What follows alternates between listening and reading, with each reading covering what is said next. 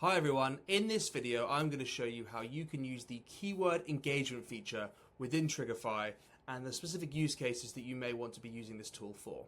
So we'll dive in and have a look at the tool. So I've got keyword engagement up here, and what this is doing is it's finding individuals who are engaging with not a profile but a piece of individual content, and we do this by tracking keywords.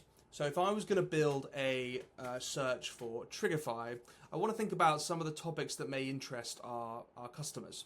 So things like outbound strategies, cold email strategies, all of these good things. So I'll just use like outbound as a keyword, for example.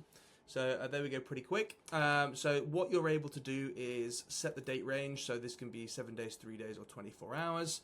And you can filter down with sort of standard ICP filters using these filters on the left hand side, and that will sort of help you narrow your focus down so that you can build a very accurate list of ICP prospects. And what you're going to get back is pretty straightforward. So you're going to get a list of everyone that has engaged, either liked and or commented on a piece of content that contains the keyword outbound, and in this instance for the last 7 days. And so you'll be able to see, okay, so if I have a look there, so there you go, outbound's actually mentioned twice there, for example.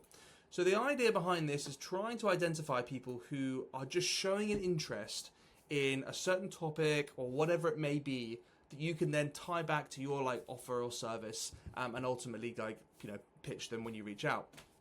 So once you've kind of got your list and you've filtered it down, you find the people you want, it's very straightforward in how you get the data out. So come into here, click Save To, and you can either export as a CSV, or you can add these profiles. If you find someone that you like the look of, you can add them to a profile engagement. So you can then monitor their posts as well.